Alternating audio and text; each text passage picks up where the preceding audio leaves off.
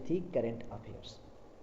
तो जय हिंद के साथ सुप्रभात, आप सभी को स्टार्ट करते हैं अपने इस महत्वपूर्ण सेशन को पीसीएस पॉइंट पटना वाला प्लेटफॉर्म पर। और इस पीसीएस पॉइंट पटना वाला प्लेटफॉर्म पर हाल ही में रेल विकास निगम लिमिटेड के सीएमडी किसे बनाया गया है? सलीम अहमद को। सलीम अहमद जो है कि रेल विकास निगम लिमिटेड के सीएमडी नियुक्त किए गए हैं। आगे मैंने कल की सेशन में बताया था कि IIFL फाइनेंस ने बीपी कानूनगो को अपना चेयरपर्सन नियुक्त किया है और शाश्वत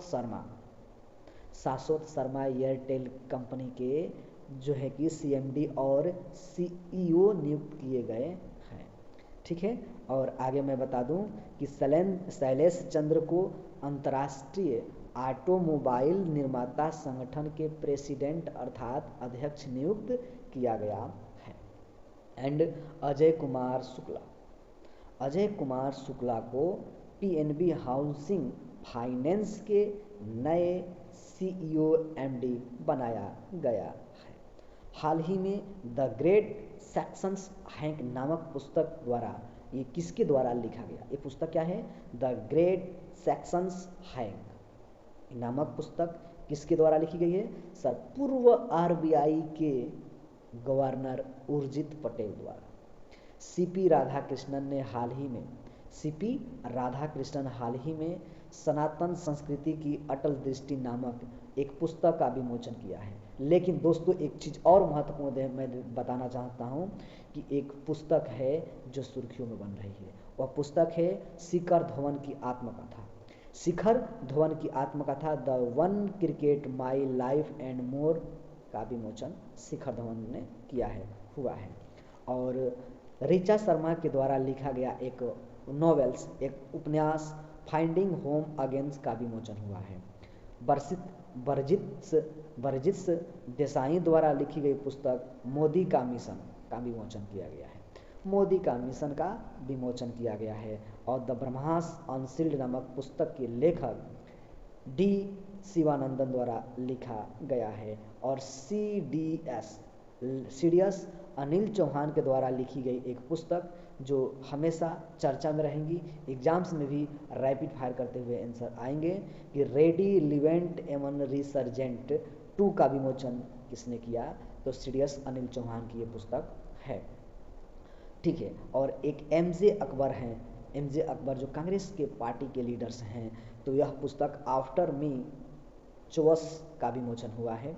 और डॉक्टर मनीषा वी रमेश द्वारा लिखित सेम हार्ट सेम वर्ल्ड का विमोचन हुआ है।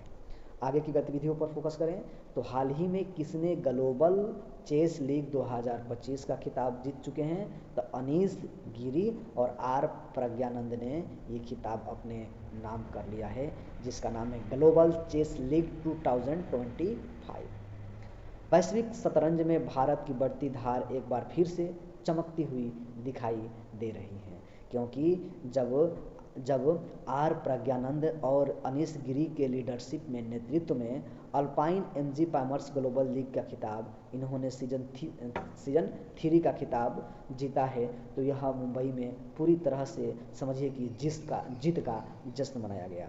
चलिए नेक्स्ट क्वेश्चन है कि हाल ही में किस देश ने 2036 तक चंद्रमा पर एक विद्युत संयंत्र स्थापित करने की घोषणा कर दिया? गजब की बात है भाई साहब। वर्ष 2036 तक, इसका मतलब आज से 11 वर्ष के बाद चंद्रमा पर एक विद्युत संयंत्र स्थापित करने का जो योजना घोषणा किया है वह रूस है। रशियन भाषा यहाँ पे मनाया जाता है 6 जून को, 12 जून को रूस दिवस मनाया जाता है और 27 जुलाई को रूसी नौ सेना दिवस मनाया जाता है। रूस जिसकी कैपिटल मॉस्को है, और इसकी कैपिटल जो है कि मॉस्को है, और करेंसी का नाम है रशियन रूबल, और व्लादिमीर पुतिन यहाँ के प्रेसिडेंट हैं। ठीक है, रूस इंटरनेशनल बिग कैट अलायंस का 19वां सदस्य कंट्री बना है। और साथ ही साथ रूस ने अपनी नई परमाणु पनडुब्बी खबरोस्क लॉन्च किया है। रूस के कलमिकिया में पहली बार युद्ध के पवित्र अवशेष प्रसिद्ध हुए हैं। आगे बढ़ते हैं। आगे हाल ही में दिल्ली में 5वें राष्ट्रीय मुख्य सचिवों का सम्मेलन का अध्यक्षता किसने किया? नई दिल्ली में हाल ही में जो है कि 5वें राष्ट्रीय मुख्य सचिवों की अध्यक्षता पीएम नरेंद्र मोदी ने किया है। नेक्स्ट क्वेश्चन है, हाल ही में कौन सा 33 साल बाद पुराना टाइगर स्टेट घोषित हुआ है?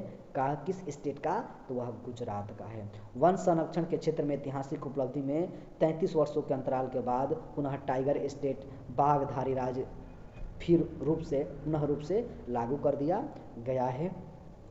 और कहा जा रहा है कि यह राष्ट्रीय बाघ संरक्षण प्राधिकरण NTCA द्वारा लिया गया ये फैसला है। रतन महल अभयारण्य में बाघ की निरंतर उपस्थिति के ठोस प्रमाणों के आधार पर गुजरात को ऑल इंडिया टाइगर एस्टिमेशन 2026 में शामिल करने की पुष्टि किया गया है। आगे बढ़ते हुए चलते हैं, तो हाल ही में COP17 यानी कि COP17 कॉन्फ्रेंस के लिए आधिकारिक तितली लोगो पेश किया गया है। आर्मेनिया ने जो है कि COP17 का कॉन्फ्रेंस के लिए तितली लोगो पेश कर दिया है। ठीक है, और आगे की गतिविधियों पर फोकस करते हुए हम चलते हैं, तो हाल ही में किस राज्य ने अपने सभी सरकारी स्कूलों में अब अखबार पढ़ना कंपल्सरी कर दिया है? गजब की बात है भाई, ये उत्तर प्रदेश है कि उत्तर प्रदेश में सभी राज्यों के सरकारी स्कूलों में जो है कि अखबार पढ़ना कंपल्सरी जरूरी कर दिया है।